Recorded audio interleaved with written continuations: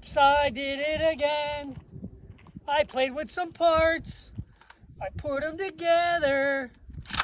Not really. So, yesterday, or the day before, I don't know, they're all kind of blending together at the moment, I made a really nice video about how you don't need more guns, more ammo. You should probably set up some more training stuff and medical equipment. And I stand by that. However, I had forgotten that I had previously ordered a rifle that I actually didn't build myself. This will be the first rifle I didn't build myself in 15 years. And that's an amusing thing. The other thing that makes this particular AR-15 the same, that makes this AR-15 different, is the fact that it's the first 16-inch AR-15 I myself have owned in 20 years. No, sorry, 17 years. So, in a world of the same AR-15, why did I get this one? Now, I've been running the same 12-inch gun for about 3 or 4 years, and that gun is built on the exact same receiver set as the Naugatuck Rifle Company rifles, and it's a Colt barrel, and that was the one I was running in competition. And I love it. It's a great rifle. This one is a 16-inch rifle, Fab Defense Furniture, and as far as furniture goes, because it does have a Samson rail on it, Fab Defense, Fab Defense. I didn't think I was going to like this particular grip. I planned on swapping it out. But the more I get my dick sticker around it, the more I like it.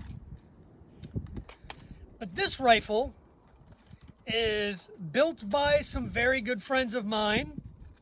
You guys have probably heard of them before. BlackWater. Ooh, scary name. Bear paw logo. Why do I like this particular gun? I got a chance to mess with it when I was working with these guys on their display stuff in Dallas. Not that I worked with them. Yeah, I'm not operating operationally in an operational environment. I got to work with them on a marketing side or a sales side when they did an event in Dallas. And they're being good friends of mine. They were only a couple hours away. I drove down to hang out with them. And I got to play with this rifle quite a bit. And I liked it. I liked it a bunch. So much so, I ordered one. The only non-BlackWater parts that are on this currently are the Enforce Light, which I love Enforce Lights. This is a white light and an IR. It is the 2 battery variant of it, so I get a good amount of flash time with it. I will be using this gun for some training stuff, some low light stuff, but mainly as a competition firearm. But because I'm doing the night vision stuff, the low light stuff, I did want an IR compatible light on there. The very first thing I did once I took it out of the box was do my function check and my normal visual check of it, make sure everything works, all the fit, form, and function is nice. And then I ripped off the bird cage that it came with, and I put a Reardon brake on it, and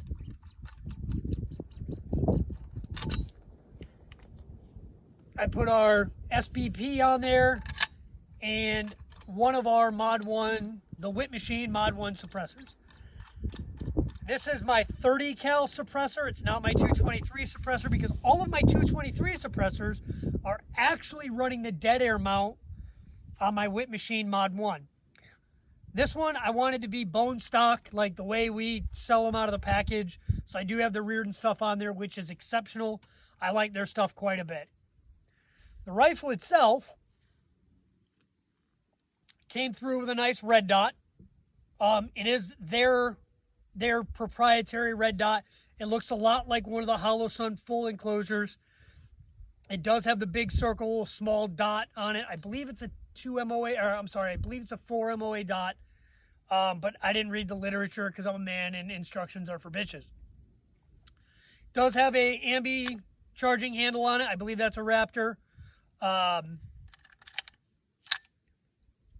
not a huge fan of giant tack latches, but the reason I actually I do like this one, I do approve of its usage, is it's not a huge giant tack latch. When I'm doing weapon transitions, I find that tack latches catch on stuff and they can pull the weapon out of battery a little bit. If the gun is at full lockback, that may not necessarily be the worst thing in the world. But if you put a little upward pressure on these, I've seen them break, and then the gun is no longer even a semi-automatic or a bolt action. So I'm not a huge fan of them normally. This one, I do like it quite a bit. They did send it with a Magpul mag. So again, I like Magpul mags. I have a lot of Lancer stuff, but I have a plethora, I guess you could say, of Magpul mags that I've been using for an extended amount of time. So it's a dependable mag, so it does come through with that. I like that as well. The Fab Defense buttstock that is on this, it is a 16-inch rifle, so it is a little unique for me to have a buttstock on something that is not a machine gun. Everything else I have is a pistol, so it's got one of the braces on there. It's nice to have a buttstock again, I'm not going to lie. It makes the gun maneuver a lot better. It makes the gun sit in my pocket a lot better. The Fab Defense does kind of have that little back bevel on the bottom. So you can get that full erect, head up kind of cheek weld at the back. And it does make steering the gun a lot faster. There's a lot of folks that primarily run nose to the charging handle with a standard height mount. With some of these taller mounts or 1.9 mounting systems, you don't necessarily have to do that. You can shoot from a more erect standpoint. It's more ergonomic, it's faster, and there's a lot of pros to it. Yes, there's some cons to it, but for the most part, it works. I already talked about the red dot. I already talked about charging handle. I did put a set of Magpul Pros on here that I had sitting on a shelf. Again, I am going to use this for competition, and I do like the redundancy of that. Shockingly enough, this is the first one where I'm not running some kind of forward spatial something, either an AFG or a hand stop in some fashion. Because this is a little longer than my normal setups, I do find that pointing the gun with a full grip, I don't really necessarily need that stop somewhere. If I'm bringing the gun in, it's comfortable. If I come to a mag grip, it's still comfortable. If I extend the gun out, it's still very comfortable. So for now, I'm not going to run it with that. Going back and forth to the fit and finish, everything matches up nicely. The bolt carrier did come through as a heavy carrier. The trigger is a mil-spec trigger, but it's a clean mil-spec trigger. All of my guns, except for my Glock 45, pretty much has a stock trigger, maybe a trigger bar adjustment. The Glock is the only one where I have like a full Timony rig in it, and I do like that for that gun. But even my competition Glock 34, it's a stock trigger. Defcon did all the grip work, but that trigger is bone stock and dirty. Doing my dry fire stuff with this gun, it was clean. It didn't have any hitches in it. It was a nice clean take up to the brake, and it didn't seem to have any hitches in it. I would imagine that that's just going to get better the more I use it. Going back to fit and finish, these guys are all certified armorers and they know how to build a gun, and you can tell. The gas key is staked deep.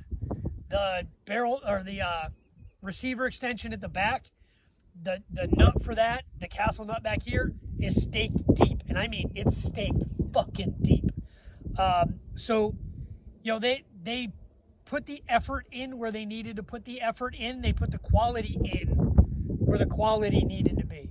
The only thing I wish that this had was a integral QD mount somewhere up here. Now I have M-Lock mounts at my house. I'll add one. That's not a deal breaker at this price point. I'm getting a lot of gun, so I really have nothing to bitch about. So without further ado, I'm going to slap a mag into this bitch, and I'm going to send some first rounds.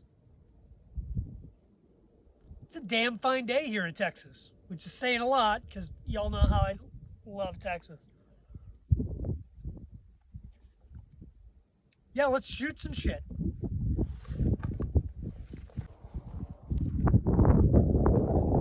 So, now that I'm all hopped up on black rifle shit,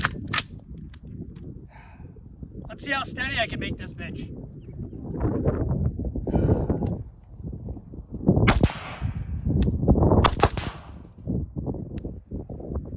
Not terrible.